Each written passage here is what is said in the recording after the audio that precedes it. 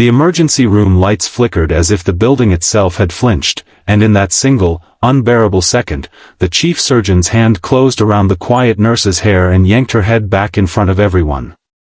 Time seemed to stall between the blaring monitors and the smell of antiseptic, and what should have been just another chaotic night in the ER turned into the moment that would change every life in that room forever.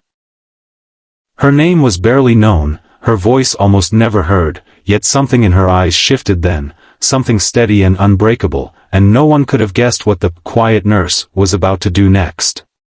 If you believe in kindness, second chances, and the quiet strength of ordinary people, take a moment right now to like this video, share it with someone who needs hope, comment your thoughts, and subscribe to the channel Bright Hearts. Your support helps stories like this reach the people who need them most. The nurse had worked the night shift for years, moving like a shadow between beds, cleaning wounds, checking vitals, holding trembling hands when families were not allowed inside. She had learned early that silence was safer. In a hospital ruled by hierarchies and egos, speaking up often meant being labeled difficult, replaceable, or worse. So she learned to lower her gaze, to absorb harsh words, to let credit for her work float past her like dust in fluorescent light. Patients remembered her gentle hands long after they forgot her face, and that had been enough, or at least she told herself it was. Every night she carried home the weight of other people's pain, and every morning she returned because someone still needed care. The chief surgeon was a legend in his own mind and a tyrant in practice. His brilliance in the operating room excused everything else, or so the administration believed. He was praised for saving lives, for impossible procedures, for bringing prestige and funding to the hospital. His temper, his cruelty, the room froze. Monitors continued their mechanical beeping, stretchers rolled past, but everyone felt it. The nurse's scalp burned, her vision blurred, and humiliation washed over her like ice water. Years of swallowed anger, fear, and exhaustion surged inside her chest.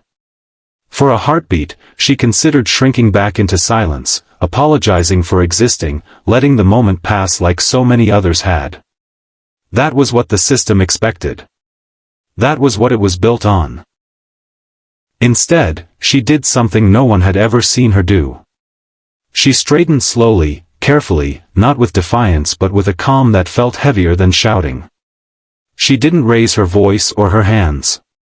She reached into her pocket and pressed the call button on her badge, initiating a hospital-wide incident protocol reserved for patient safety violations.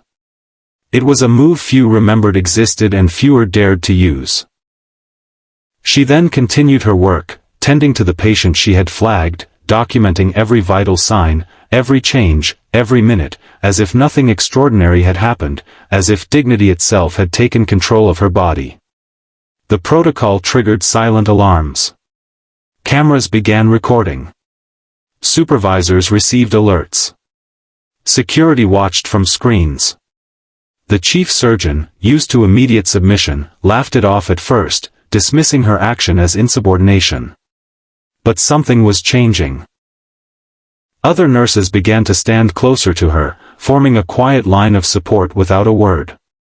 A resident recalled similar incidents and pulled up old reports. A technician saved footage. A senior nurse, close to retirement and tired of fear, emailed documentation she had kept hidden for years. As the night wore on, the patient the nurse had flagged took a sudden turn, exactly as she had predicted. Because of her intervention, the team was ready. A life was stabilized that would have been lost. The contrast was impossible to ignore. While one person had abused power, another had used knowledge, patience, and courage.